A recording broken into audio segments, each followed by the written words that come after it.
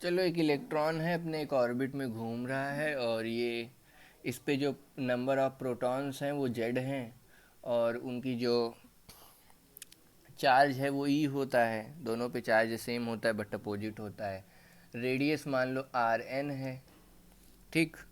और अब centripetal force की बात करूं तो वो एफ ही मान लो। ठीक। तो अगर मैं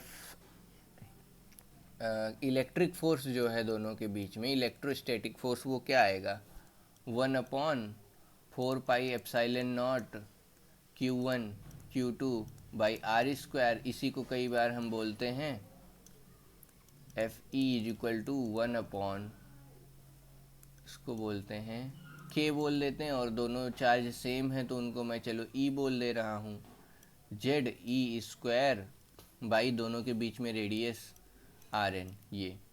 और सेंट्रीपिटल फोर्स की अगर मैं बात करूं जो इसको घुमा रहा है, यानी इलेक्ट्रोस्टैटिक फोर्स यहाँ सेंट्रीपिटल की तरह काम कर रहा होगा, तो उसको सेंट्रीपिटल फोर्स होता है Fc = mv²/r।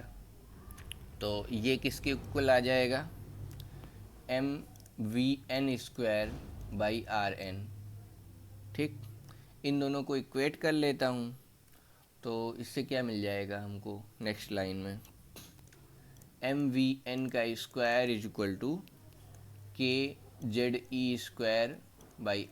ये vn और rn में रिलेशन मिल गया। इसके बाद हम जानते हैं de Broglie wavelength, D Broglie बोलते हैं उसको ऐसे, डी ब्रॉय वेवलेंथ। ये क्या होता है? λ = h/p। ठीक। लैम्डा होता है h/p। तो एक इलेक्ट्रॉन अगर घूम रहा है किसी वेव ऐसे, और इसका अगर वेव नेचर की बात करें तो ये एक स्टैंडिंग वेव की तरह बिहेव करेगा, ऐसे ऐसे स्टैंडिंग वेव। ठीक। ये एक स्टैंडिंग स्टैंडिंग वेव की तरह काम करेगा। ठीक है। तो स्टैंडिंग वेव की तरह अगर ये काम कर रहा है तो हम इसे ये कह सकते हैं कि इसका जो h/p होगा वो होगा h/mv। ठीक। और ये आएगा वेवलेंथ nh/mv, और इधर आ जाएगा जिस 2πr, 2πr = nh/mv। ठीक। h है प्लैंक कांस्टेंट। ठीक। 2πr = nh/mv। तो इससे हमको मिलता है mv = nh/2πrn। ठीक। ये 2πr पूरा रेडियस है। नंबर ऑफ वेव से मतलब जितनी वेव बन रही हैं उसके लिए n हो गया, ऐसा कुछ। तो mv = nh/2πrn। 2πr, हाँ, r ये n वाला r है। ठीक है, 2πr। तो अब ये वाला इसमें यूज कर लेते हैं, पहली इक्वेशन, और ये हो गई दूसरी इक्वेशन।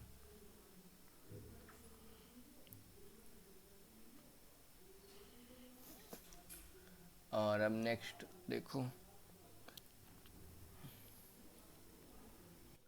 हाँ, तो ये दोनों इक्वेशन हो गई। mvn² = kZe², और दूसरी वाली mvn nh/2πrn।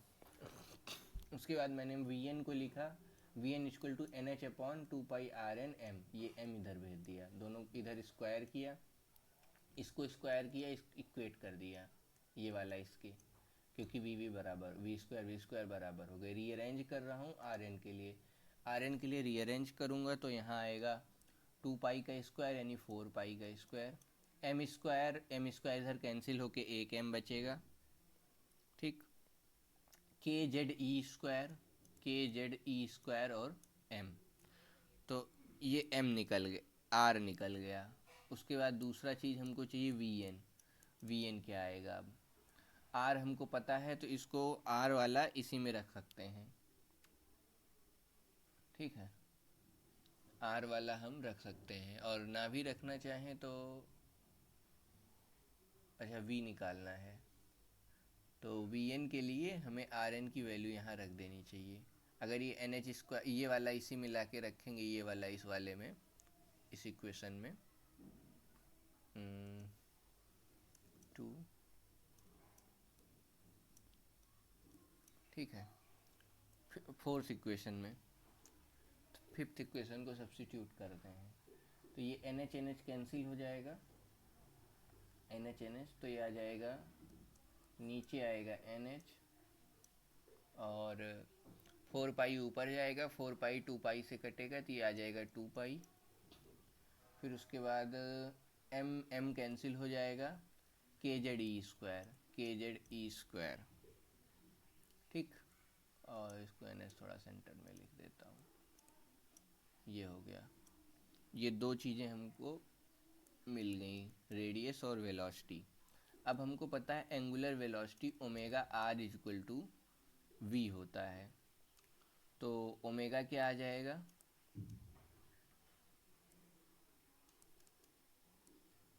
Omega is equal to V N upon R N. तो ओमेगा हमको मिल जाएगा V N upon R N, करेंगे इसको डिवाइड कर दो इन दोनों को, वी एन बाई, अब V N by R N करूँगा तो क्या मिलेगा,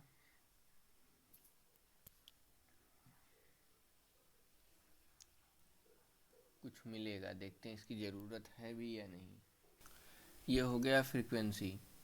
इसके बाद अगर मैं बोलूँ एफ़ की, तो एफ़ होता है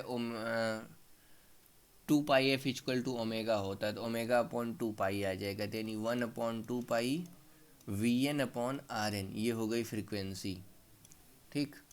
अब अगर हमें चाहिए करंट, करंट को हम बोलते हैं I is equal to charge into revolution frequency, E into F, ठीक है, ई इंटू एफ। चार्ज क्या होता है, क्यू बाई टी होता है, तो Q इंटू 1/t को हम बोल देते हैं फ्रीक्वेंसी, तो चार्ज आ गया क्यू एफ, मतलब करंट आ गया Q इंटू एफ। करंट क्या होता है, Q/t, Q को हमने बोला E, 1/t को बोला Fn। यानी अगर कोई इलेक्ट्रॉन ऐसे ऐसे घूम रहा है तो वो करंट कंस्टिट्यूट करेगा, ठीक। उस करंट की वजह से मैग्नेटिक फील्ड जनरेट होगी, तो सेंटर पे जो मैग्नेटिक फील्ड जनरेट होती है उसका एक फार्मूला होता है, ठीक। उसका फार्मूला क्या होता है, उसका फार्मूला होता है B is equal to B N equal to mu not I N, मतलब mu not I upon two pi 2 R होता है, mu not I upon 2 R होता है, तो ये हमने यूज कर लिया इसके लिए, ठीक। और इसके बाद आएगा तुम्हारा अगला फार्मूला, अगर मैग्नेटिक मोमेंट की बात करूं, तो मैग्नेटिक मोमेंट को हम बोलते हैं m is equal to I into 2 pi R, I into pi R square, I into area को मैग्नेटिक मोमेंट बोलते हैं, ठीक। I into pi R square को मैग्नेटिक मोमेंट बोलते हैं हम, तो ये हो गया। अब इसके बाद ये है मैग्नेटिक मोमेंट, ठीक। M N equal to I N equal to R N का स्क्वायर। अब ये सारी चीज़ें अगर हम पुट करेंगे तो एम एन क्या आ जाएगा, M N equal to I N को बोला E into F N, E into F N की वैल्यू आई थी 1/2 pi V N upon R N into pi R N का स्क्वायर, तो आर एन कैंसिल हो जाएगा, तो इसी को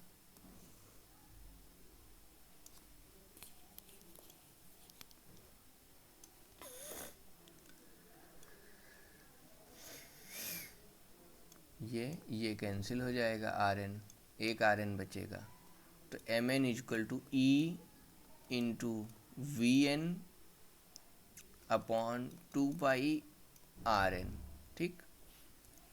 अभी वी एन और आर एन की हमने वैल्यू निकाली है पहले, ये, तो इसको हम ले चलेंगे पुट करेंगे,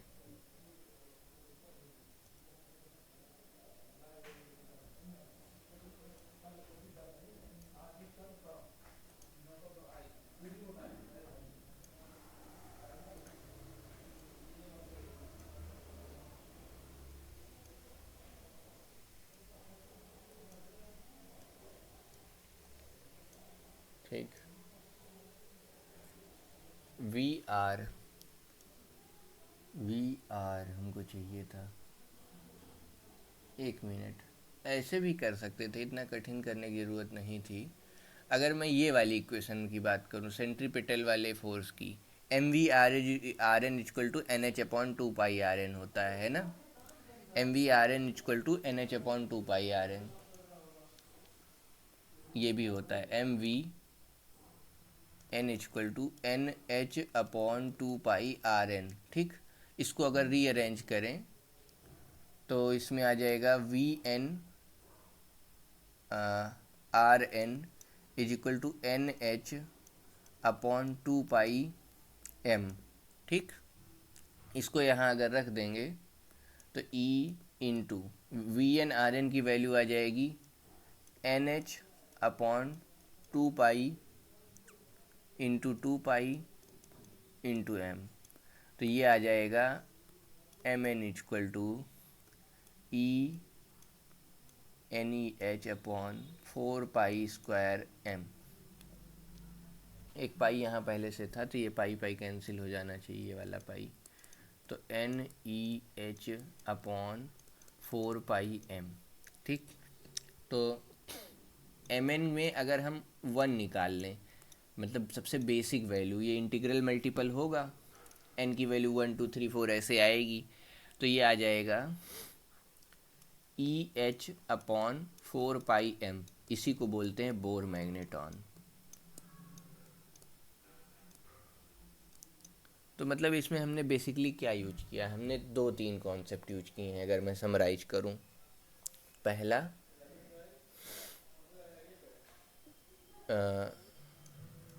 lambda equal to 2 pi R होता है।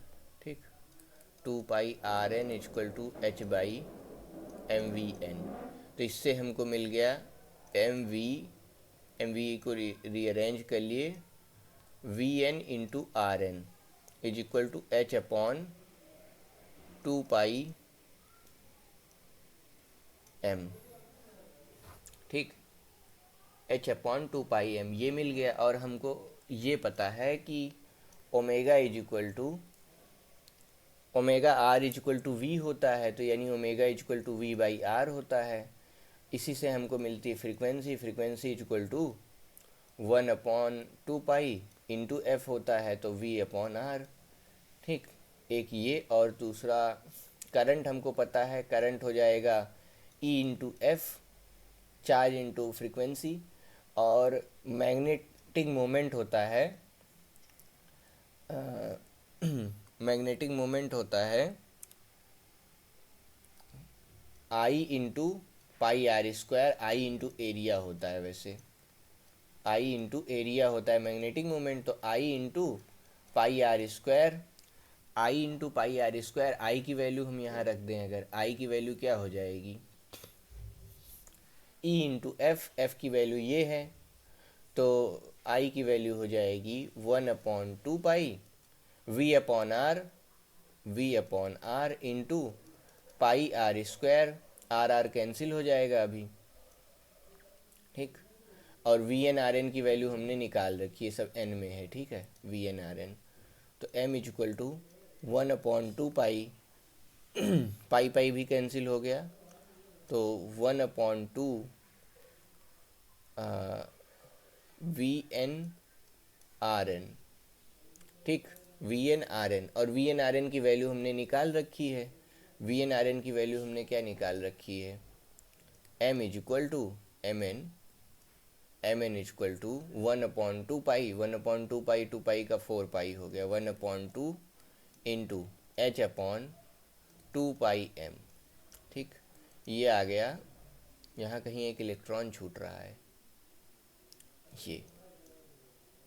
ठीक, ये आई होता है ना, ई इंटू फ्रीक्वेंसी, तो उसके लिए हमने लिख लिया ये।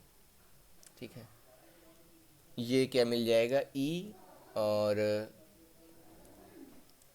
एन एच, यहाँ भी एन आएगा ना, वी एन, तो ये वाला एन। ठीक है, ये वाला एन, तो ये, तो इसको सबको सॉल्व करने पे हमको मिल जाएगा ई एम एच अपॉन 4 पाई एन एच अपॉन 4 पाई m। जब 1 डाल देंगे n की वैल्यू, तो ये हो जाएगा EH अपॉन 4 पाई m। इसी को बोलते हैं बोर मैग्नेटॉन।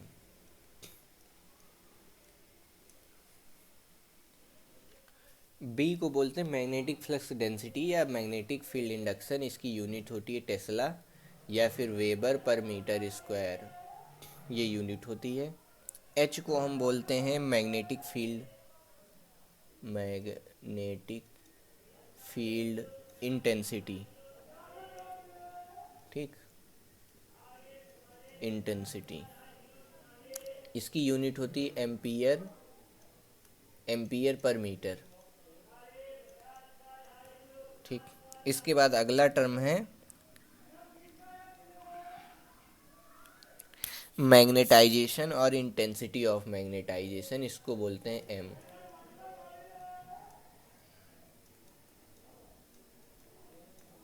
और इंटेंसिटी क्या लिख दिया मैंने,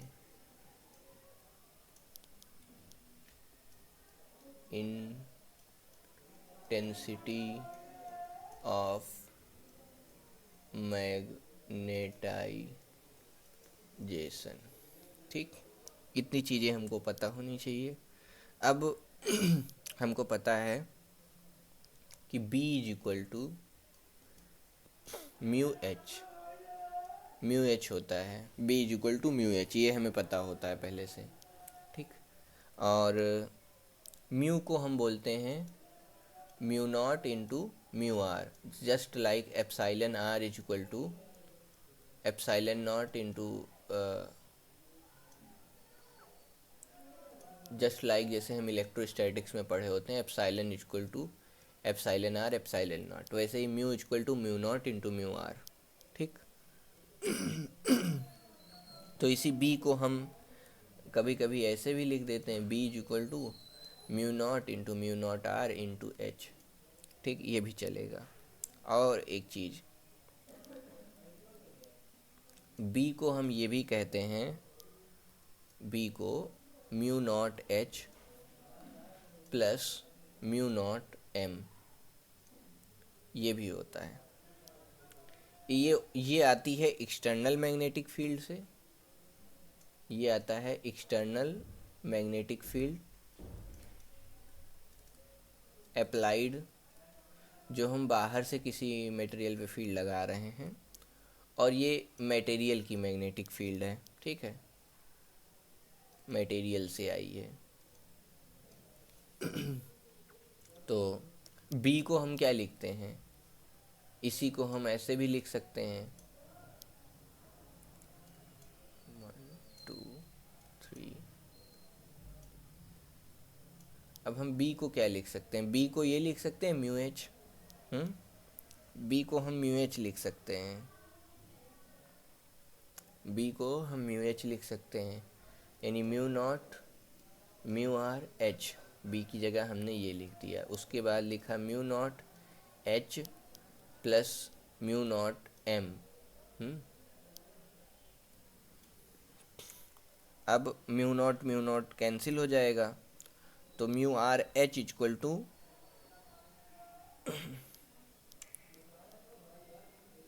mu R H equal to mu naught H plus mu naught M, ठीक। अब एच से दोनों तरफ डिवाइड कर दो, mu R is equal to mu naught plus M by H. ये म्यू नॉट डिवाइड होगा तो, अच्छा अभी एच डिवाइड किया है, म्यू नॉट तो कैंसिल हो गया था,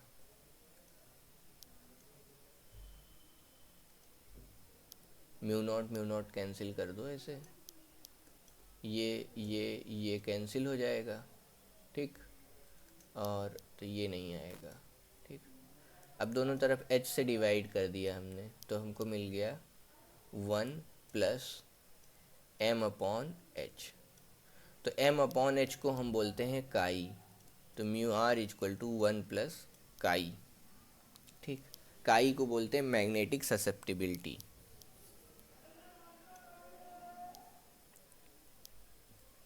काई इज इक्वल टू M/H, इसको बोलते हैं मैग्नेटिक ससेप्टिबिलिटी।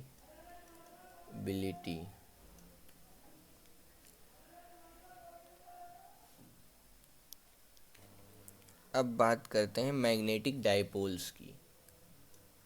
अगर मैग्नेटिक डायपोल्स हम एज्यूम करते हैं कि ऐसे ऐसे ऐसे ऐसे अरेंज हो रखे हैं, तो बहुत कम डायपोल्स हैं और हमने इस पे लगाई मैग्नेटिक फील्ड, ठीक, एक्सटर्नल मैग्नेटिक फील्ड लगाई, मैं एक्सटर्नल मैग्नेटिक फील्ड इंडक्शन लगाया, तो ये क्या होगा, ये रीअरेंज हो जाएगा, ठीक। तो ऐसे मटेरियल को बोलते हैं पैरा मैग्नेटिक, ठीक। अब मान लो डोमेन्स थे ऐसे ऐसे, जैसे भी डोमेन्स थे, मैग्नेटिक डोमेन्स ऐसे पड़े हुए थे या मैग्नेटिक डायपोल्स, तो एक रीजन को हम डोमेन बोलते हैं, अभी आगे बताऊंगा। मैग्नेटिक डायपोल्स ऐसे पड़े हुए थे, इस पे हमने मैग्नेटिक फील्ड लगाई।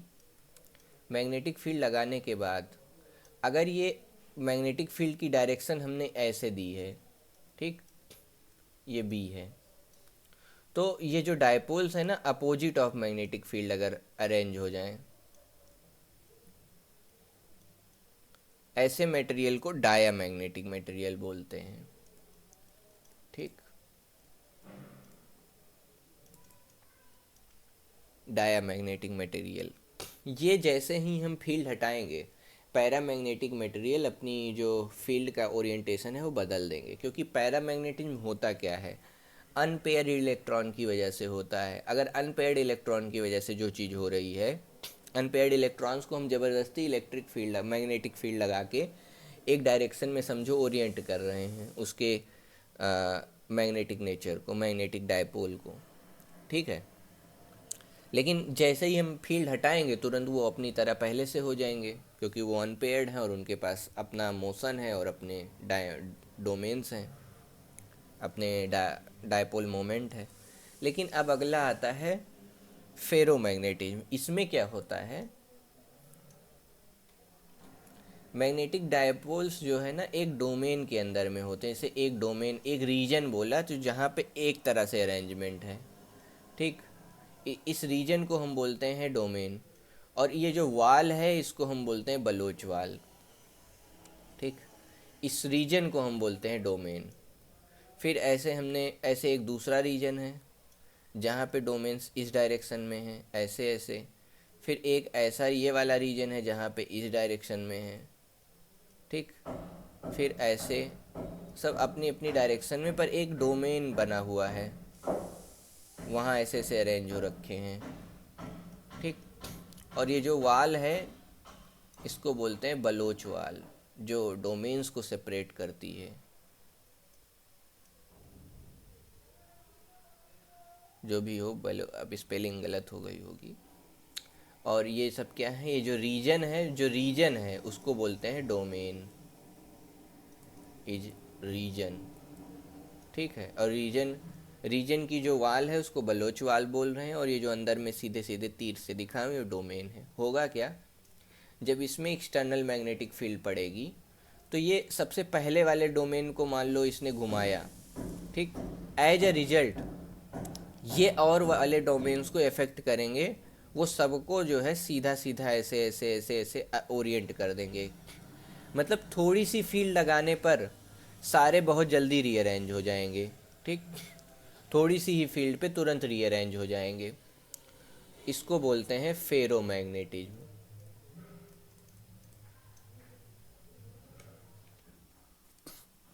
चलो देखो ये क्या है,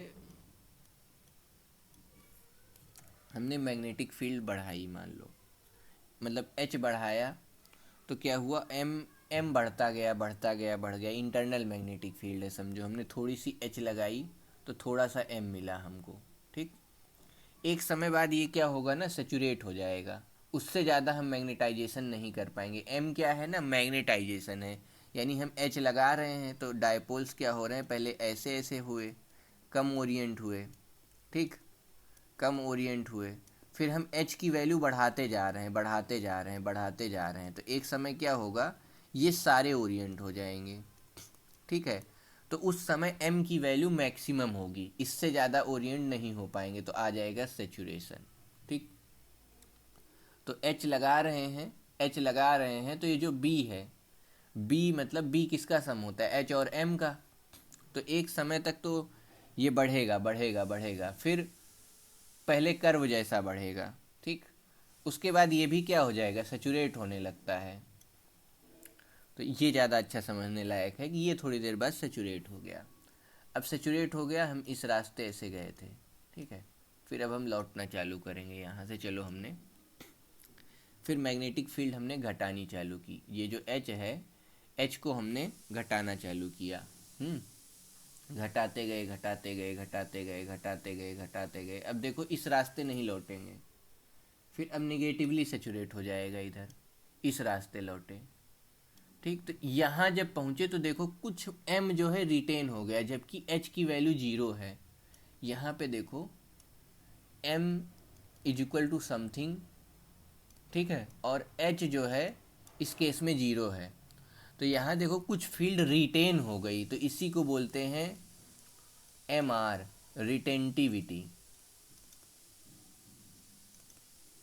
ठीक। उसके बाद हम घटाते गए, एक समय आया जिस पे हमने जिस निगेटिव फील्ड पे जो हमारा m था वो 0 हो गया, ठीक है। जो 0 हो गया, m जब 0 हो गया, तो इसको बोलते हैं कोहर्सिविटी, ठीक है। इस पॉइंट को बोलते हैं कोहर्सिविटी, HC, ठीक है, इसको बोलते हैं कोहर्सिविटी,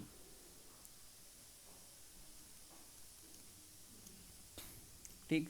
अब फिर घटाते गए, अब हम उल्टा ओरिएंटेशन कर रहे हैं डायपोल्स का, अभी इधर को हो रहे थे, अब धीरे धीरे धीरे धीरे एक समय आएगा ना, ये यहाँ पे सेचुरेट हो जाएंगे, तो ये देखो सेचुरेशन हो गया, ठीक। फिर इसके बाद हम फिर लौटेंगे, अब फिर से पॉजिटिव फील्ड लगाना चालू करेंगे। तो अब देखो ये एक और पॉइंट मिला यहाँ पे, ठीक। फिर बढ़ते गए बढ़ते गए बढ़ते गए, फिर हमको, तो ये बार बार हम करेंगे ना तो ये बदल जाएगा, इसको बोलते हैं हिस्टेरिसिस लूप, इसी को रेमिनेंस भी बोलते हैं, ठीक, हाँ, या फिर रेसिडुअल मैग्नेटिक फील्ड भी बोलते हैं। अब हमको पता है B is equal to mu naught R होता है, म्यू नॉट M। तो अब इसमें अगर हम B के लिए ऐसे सिमिलरली बढ़ाते जा रहे हैं बढ़ाते जा रहे हैं, तो एक समय आएगा ये सेचुरेशन पे चला जाएगा, तो इसका सेचुरेशन, यहाँ जो सेचुरेशन होगा, इधर तो सेचुरेशन सीधा आ रहा था, अब ये पूरा कर्व क्या करेगा, केवल H पे डिपेंड करने लगेगा इस इक्वेशन की वजह से, ठीक है। इस इक्वेशन की वजह से m जब मैक्सिमम हो गया, m की वैल्यू फिक्स हो गई, पहले m भी वेरी कर रहा था, तो हमको ये थोड़ा सा कर्व मिलता है, ठीक। कर्व के बाद क्या होगा, ये चीज़ कर जाएगी सेचुरेट, ठीक। एक पॉइंट आएगा सेचुरेशन का, सेचुरेशन के बाद हमको यहाँ स्ट्रेट लाइन दिखने लगेगी, फिर हम घटाना चालू करेंगे, मान लो मैग्नेटिक फील्ड घटा रहे हैं घटा रहे हैं घटा रहे हैं घटा रहे हैं, तो ये जो पॉइंट मिलेगा BR बोलेंगे इसको, ये होता है म्यू नॉट MR के बराबर, वही रिटेंस रेमिनेंस पॉइंट या रेमिनेंट इंडक्शन, ठीक। फिर पीछे आते जाएंगे आते जाएंगे आते जाएंगे आते जाएंगे, ऐसे से घटाते घटाते घटाते घटाते मान लो हम पीछे गए, तो एक समय बाद यहाँ भी सेचुरेशन पॉइंट आ जाएगा ऐसे, ठीक। तो ये जो 0 हुआ है जिस पॉइंट को, इसको फिर से कोहर्सिविटी बोलते हैं, HC, ठीक। फिर इसको मान लो हम ऐसे घटाते आए थे, अब फिर से हम बढ़ाना चालू कर दें एक डायरेक्शन में, बढ़ाने लगे तो फिर से सेचुरेशन मिल गया, तो ये जो लूप बना इसको हिस्टेरिसिस लूप कहते हैं। और जब हम B और H का ग्राफ बनाते हैं, B और H के ग्राफ में, जैसे मान लो हमने B और H का जब ग्राफ बनाया, तो जो मैक्सिमम प्रोडक्ट होता है B और H का, मान लो यहाँ पे मिल रहा है, बी इंटू एच का जो मैक्सिमम मिल रहा है, तो इसी को हम क्या बोलते हैं, बी एच को बोलते हैं पावर। ठीक,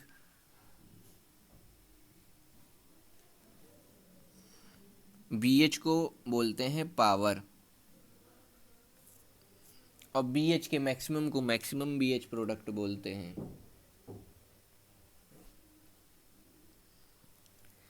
या बी एच मैक्सिमम वो एक पावर है जो कि बी एच की जो मैक्सिमम वैल्यू है, ये वो पावर है जो हमें लगेगी, एनर्जी लगेगी कि to demagnetize the magnet. ठीक है, पावर, अगर हम परमानेंट मैग्नेट का ग्राफ बना रहे हैं तो power needed to demagnetize permanent magnet.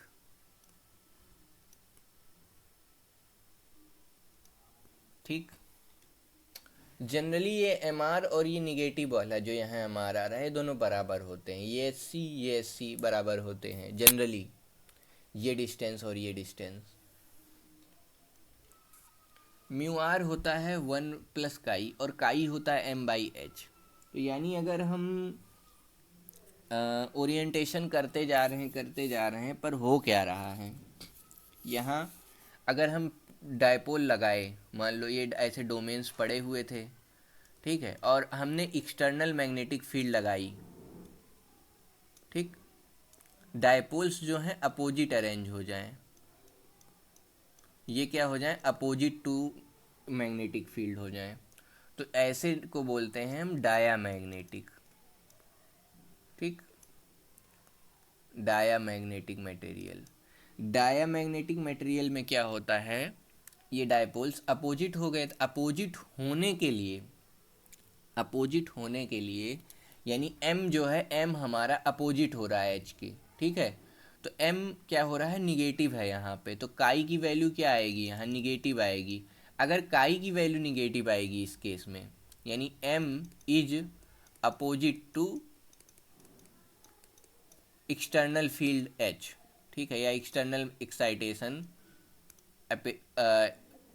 जो बाहर की हम मैग्नेटिक फील्ड इंडक्शन लगा रहे हैं, तो ये m जो है उसके अपोजिट है, ऐसे समझो।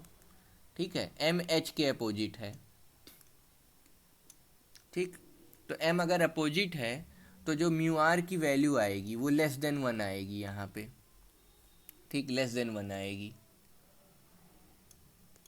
ठीक, और काई की वैल्यू निगेटिव आएगी। ये हो गया डायमैग्नेटिक मटेरियल पहला। दूसरा, अगर पैरामैग्नेटिक की लिए बात करें,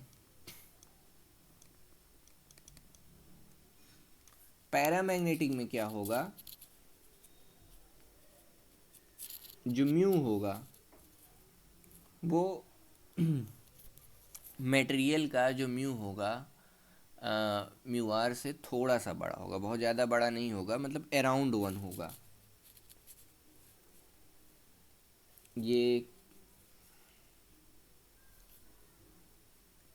काई की वैल्यू यहाँ पे आ रही है 10 की पावर -4 टू 10 की पावर -6। ठीक, मतलब बहुत ज़्यादा, जो m है ना वो बहुत ज़्यादा अच्छे से नहीं अरेंज होगा, यानी हमने एक्सटर्नल मैग्नेटिक फील्ड लगाई तो जो डोमेन्स हैं, जैसे ये मैग्नेटिक डोमेन्स ऐसे पड़े हुए हैं, कुछ तो रेंडमाइज रहेंगे और कुछ जो है अरेंज हो जाएंगे, कुछ अरेंज हो जाएंगे, बाकी रेंडमाइज पड़े रहेंगे, तो इसको बोलते हैं हम पैरामैग्नेटिज्म। और यहाँ जो अब काई की वैल्यू 10 के पावर -4 के अराउंड आई है, तो यानी म्यू जो है, म्यू क्या होता है, म्यू होता है mu R into mu naught. ठीक, तो अगर हम म्यू लिखें तो म्यू आता है, म्यू आर आता है म्यू बाई म्यू नॉट, तो यानी mu is greater than mu naught आएगा, लेकिन बहुत ज़्यादा ग्रेटर नहीं आएगा। मतलब इसका जो म्यू आर है वो 1 से ज़रा सा बड़ा होगा, यानी 1 प्लस, अगर काई म्यू आर निकालना है तो 1 प्लस काई करके देख लो, तो बहुत ज़्यादा अंतर नहीं दिखेगा इधर। ठीक, अगला होता है फेरी मैग्नेटिज्म।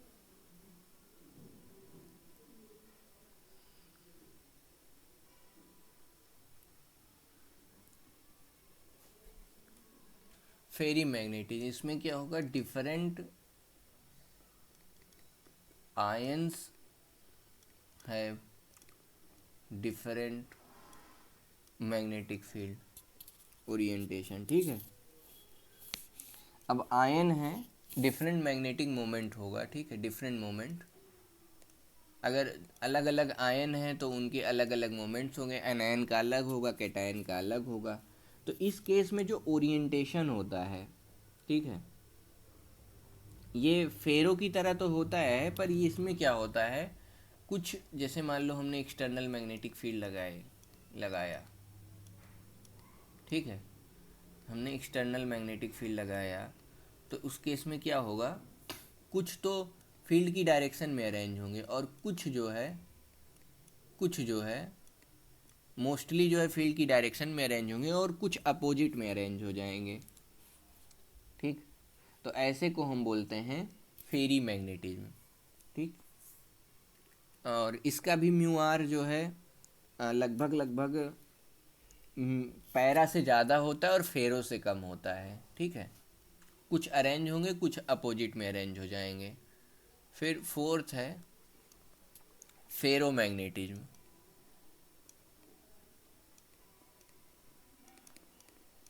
इसमें बहुत बढ़िया से अरेंजमेंट होता है, मतलब डायपोल्स पड़े हुए हैं रैंडमाइज,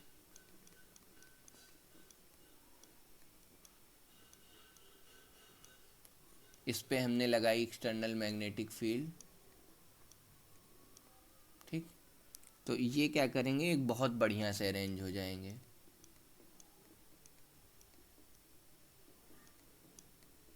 और इसमें डोमेन वगैरह जो भी कॉन्सेप्ट बताया था उसी तरह से बहुत अच्छे से अरेंज होंगे। और इसकी जो ससेप्टिबिलिटी है काई की वैल्यू, ये अराउंड 10⁻⁶ होगी, मतलब ये बहुत ज़्यादा होगा। म्यू आर की वैल्यू ग्रेटर देन 1 होगी, 1 से भी बड़ी होगी। ठीक है, 10⁻⁶ में आएगी। और एक डोमेन क्या होगा, एक्सचेंज कपलिंग होगी। यहाँ पे एक्सचेंज कपलिंग क्या है, एक्सचेंज कपलिंग है एक डोमेन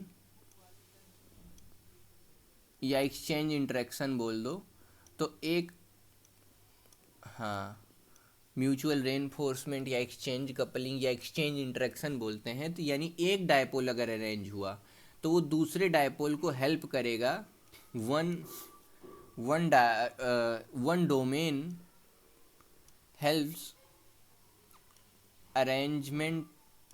अरेंजिंग ऑफ अदर। ठीक है, helps arrangement of other domain, इसको बोलते हैं हम एक्सचेंज इंटरेक्शन या एक्सचेंज कपलिंग। इसकी वजह से इसकी काई बहुत ज़्यादा आती है। अब बात करते हैं इसी में क्यूरी टेम्परेचर की। ठीक है, इसमें XM = C/T-TC इससे रिलेटेड होता है, मतलब इसका काई। लेकिन after Curie temperature, TC bracket में Curie temperature, after Curie temperature जो मटेरियल होता है ferromagnetic material, ferro behaves as paramagnetic.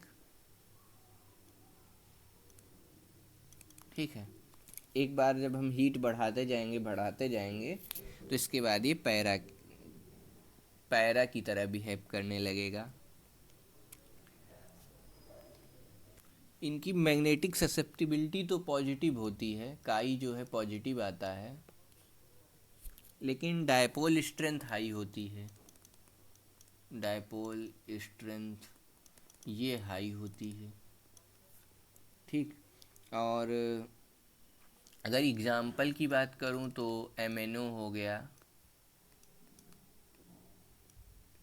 MnO होता क्या है इसमें, इसके जो डायपोल्स हैं ना, कुछ ऐसे अरेंज होंगे और उतने ही अपोजिट अरेंज होंगे, जितने इधर को अरेंज होंगे उतने ही इधर को अरेंज हो जाएंगे। एक्सटर्नल फील्ड लगाने पे डायपोल्स जो है जितने मतलब सब अपोजिट अरेंज हो जाएंगे। अपोजिट अरेंज होने की वजह से इसमें जीरो मैग्नेटाइजेशन बोलेंगे हम इसको।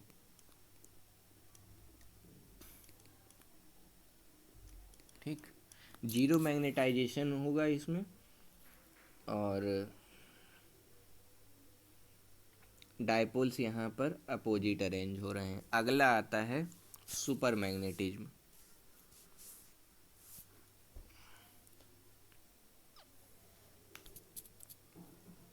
अगला है super paramagnetism.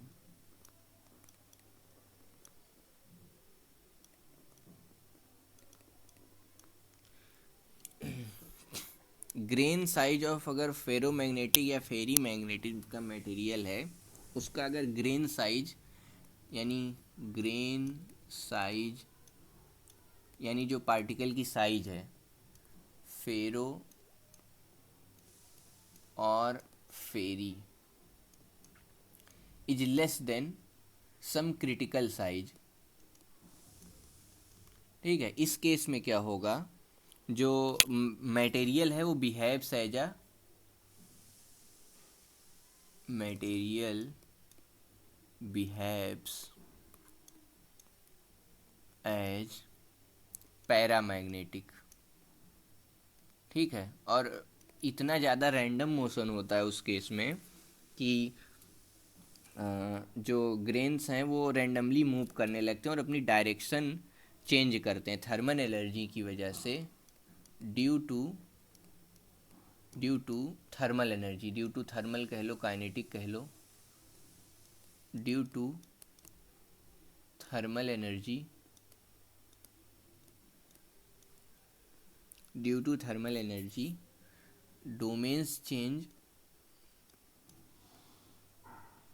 Direction continuously, direction randomly. ठीक, ये रैंडमली अपनी डायरेक्शन बदलते रहते हैं। तो ऐसे मटेरियल को हम क्या बोलते हैं, सुपर पैरामैग्नेटिक। ठीक,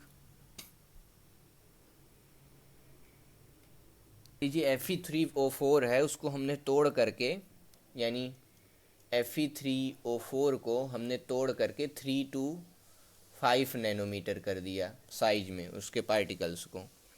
तब ऐसे केस में जो बनता है उसको बोलते हैं सुपर पैरामैग्नेटिक मटेरियल। ये बलोचवाल बलूचिस्तान से याद करने के लिए हमने लिख दिया था, पर ये बलोच नहीं है, वो वाला बलूचिस्तान वाला। ये कौन सा है, ये बलोचवाल है। ठीक है, तो बलूचिस्तान से याद कर लेना इसको, बलोचवाल बलोचवाल जो भी है।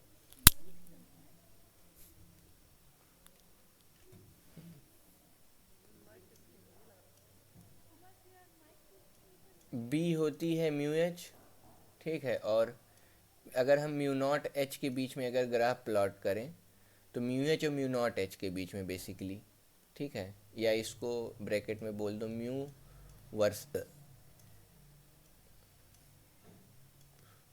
H versus mu naught H, या फिर B versus mu naught H. ठीक, बी वर्सेस बी नॉट, या फिर म्यू वर्सेस म्यू नॉट, जो भी बोलो मतलब। तो जो म्यू आर आएगा, अगर mu R is less than zero है, ठीक, म्यू आर का स्लोप कम है, तो ऐसे मटेरियल को बोलते हैं डायामैग्नेटिक। यहाँ डायपोल का अरेंजमेंट अपोजिट होगा, ज़्यादातर अपोजिट होगा टू इलेक्ट्रिक फील्ड। अगर मैग्नेटिक फील्ड अगर ऐसे लगी है तो अरेंजमेंट उल्टा होगा। फिर आता है अराउंड वैक्यूम के आसपास पैरामैग्नेटिक। ये वन से जरा सा बड़ा होगा। ठीक है, पैरामैग्नेटिक में कुछ रैंडम अरेंजमेंट होगा और थोड़ा बहुत रैंडम भी होगा, और सब थोड़ा सा ज़्यादा अरेंजमेंट हो जाएगा डोमेन्स का, डायपोल्स का। ठीक, फिर आता है फेरी मैग्नेटिज्म। फेरी वाले नहीं, फेरी मैग्नेटिज्म की बात हो रही है।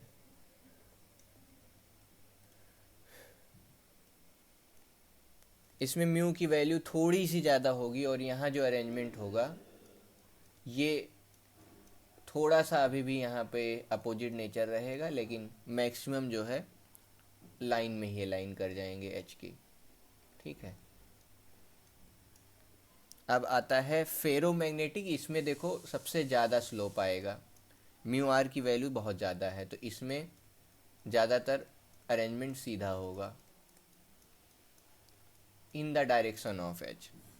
ठीक, तो ये स्लोप हम ऐसे याद रख सकते हैं किसका म्यू आर कितना होता है, कौन किसके बीच में आता है।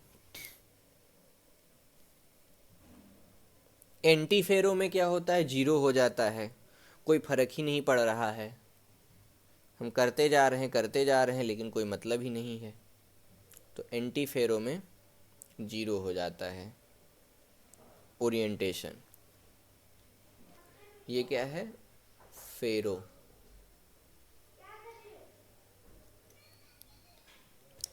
अगला टॉपिक है hard and soft magnetic material. Hard and soft magnetic material क्या होते हैं, वो ये होते हैं जैसे जिनका जो लूप बनेगा ना वो बहुत छोटा बनेगा, उनको हम बोलते हैं सॉफ्ट मैग्नेटिक मटेरियल, और वो बहुत आसानी से हम उनको मैग्नेटाइज और डीमैग्नेटाइज कर सकते हैं। लेकिन जो हार्ड वाले होते हैं उनको करना आसान नहीं होता, तो समझो ये हार्ड वाले का हम हिस्टैरिसीस लूप बना रहे हैं। ठीक है,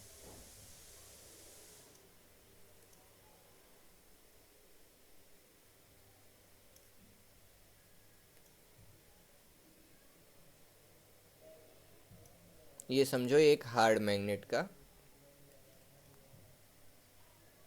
हार्ड या परमानेंट मैग्नेट का हिस्टैरिसीस कर्व हो गया। ठीक, यहाँ हमने इंडक्टेंस बी प्लॉट किया है और मैग्नेटिक फील्ड प्लॉट किया है, बी वर्सेस एच बनाया है। ठीक है, हार्ड एंड सॉफ्ट का। अब सॉफ्ट में क्या होगा, सॉफ्ट में ये होगा, इनका जो हिस्टैरिसीस कर्व आएगा ये बहुत ही छोटा आएगा। ठीक, ये हो गया सॉफ्ट मटेरियल, सॉफ्ट। इसी का हम इलेक्ट्रिकल एप्लीकेशन के लिए यूज करते हैं, जैसे हमको इलेक्ट्रोमैग्नेट बनाना है ये सब। ठीक, और जो स्क्वायर लूप बनता है यहाँ पे, इसको हम यूज करते हैं कंप्यूटर एप्लीकेशन के लिए। अगर जिसका अगर स्क्वायर बन रहा हो छोटा सा एकदम, तो उसको जो है हम स्क्वायर लूप वाले को हम कंप्यूटर एप्लीकेशन के लिए यूज करते हैं। हार्ड मैग्नेट को परमानेंट के लिए, सॉफ्ट को फॉर इलेक्ट्रिकल पर्पज, और ये जो स्क्वायर लूप बन रहा है, किसी किसी का जो लूप है ना हिस्टैरिसीस लूप समहॉट स्क्वायर जैसा दिखता है, तो उसको हम किस तरह यूज करते हैं कंप्यूटर एप्लीकेशन के लिए, हार्ड डिस्क वगैरह में।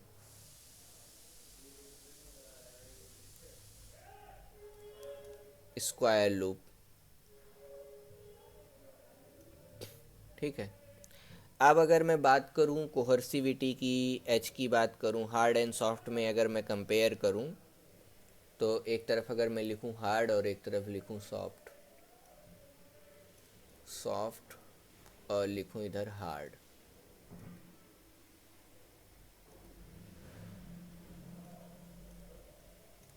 ठीक, तो हम ग्राफ देख के बहुत कुछ बता सकते हैं। हार्ड वाले का ग्राफ जो आएगा वो हिस्टैरिसीस थोड़ा बड़ा आएगा और सॉफ्ट वाले का छोटा आएगा, तो इससे हमको कई चीज़ मिलेगी। सॉफ्ट वाले में हाई सेचुरेशन वैल्यू, देखो सेचुरेशन वैल्यू इसकी ऊपर जा रही है, तो हाई सेचुरेशन वैल्यू बहुत आसानी से सेचुरेट नहीं होगा। ठीक है, हाई सेचुरेशन मैग्नेटाइजेशन, यानी सेचुरेशन जो भी हमने बताया था, सेचुरेशन जब आ जाता है तो सारे पोल्स डायपोल्स अरेंज हो जाते हैं, तो बहुत देर बाद आता है। परमिएबिलिटी भी इसकी हाई होगी, क्योंकि म्यू की वैल्यू हाई, म्यू को बोलते हैं परमिएबिलिटी, परमिएबिलिटी ज़्यादा होगी तभी सेचुरेशन देर में आएगा, हाई परमिएबिलिटी। ठीक, क्यों क्यों ऐसा क्यों? हम ग्राफ बना रहे हैं बी वर्सेस एच। बी होता है म्यू नॉट म्यू एच, और जब म्यू और एच वर्सेस ग्राफ बनाएंगे तो म्यू की वैल्यू हाई है, मतलब तभी तभी सेचुरेशन लेट आ रहा है। ठीक, इस वजह से mu naught H plus M into mu naught, ऐसा कुछ ना। तो म्यू की वैल्यू हाई है इस केस में वर्सेस एच। ठीक, तो म्यू की वैल्यू हाई है, हाई परमिबिलिटी। कोर्सिव फील्ड यहाँ कम लगानी पड़ रही है। कोर्सिव फील्ड देखो यहाँ कम आ रही है, एच सी की वैल्यू कम है। ठीक है, स्मॉल कोर्सिव फील्ड यानी लो एच सी की वैल्यू इसमें कम आती है सॉफ्ट मैग्नेटिक मटेरियल में। स्मॉल रेमिनेंस भी होगा, फिर एम आर की भी वैल्यू यहाँ पे कम ही आएगी। डायग्राम तो हमने थोड़ा अच्छा नहीं बनाया है, एम आर की भी वैल्यू यहाँ पे कम आएगी। Small remnants. ठीक, फिर अब हाई फ्रीक्वेंसी मतलब हम मैग्नेटिक फील्ड घटा रहे हैं बढ़ा रहे हैं, मतलब अल्टरनेटिंग मैग्नेटिक फील्ड दे रहे हैं, तो ये बहुत अच्छे से काम करेगा, क्योंकि इसकी जो हिस्टेरिसिस लूप है वो छोटा है। इसीलिए इसको हम बोलते हैं इसमें rapid response to high frequency magnetic field में अच्छा होगा। ठीक है, और high electrical resistivity, electrical rho या रजिस्टिविटी, इसकी इलेक्ट्रिकल रजिस्टिविटी अच्छी होगी। अब अगर हार्ड वाले की बात करें, इसमें रेमिनेंस हाई होगा, हाई रेमिनेंस। हाई रेमिनेंस मतलब डोमेन्स इसके स्टेबल होंगे, मतलब हम इलेक्ट्रिक फील्ड लगा दें पर मटेरियल पे कोई फ़र्क ना पड़े ज़्यादा। परमेबिलिटी भी इसकी हाई होगी, परमेबिलिटी भी हाई होगी, म्यू म्यू ज़्यादा आएगा इसमें। परमानेंट मैग्नेट के केस में कोर्सिव फील्ड भी यहाँ ज़्यादा आएगी, हाई कोर्सिव फील्ड।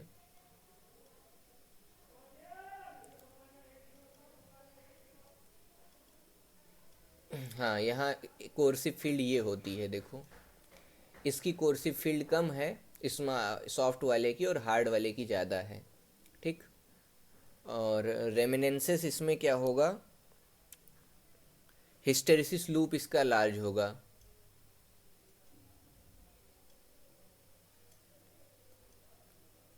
रेमिनेंस बेकार आएगा इसमें, लार्ज हिस्टेरिसिस लूप, और इसमें पावर ज़्यादा होगी, पावर लार्ज होगी। लार्ज मतलब B H product is power. ठीक है, तो बी एच प्रोडक्ट जो है इसमें लार्ज आएगा। लिफ्टिंग पावर अगर हमें कैलकुलेट करनी हो तो हम एक फोर्स से कैलकुलेट करते हैं पहले।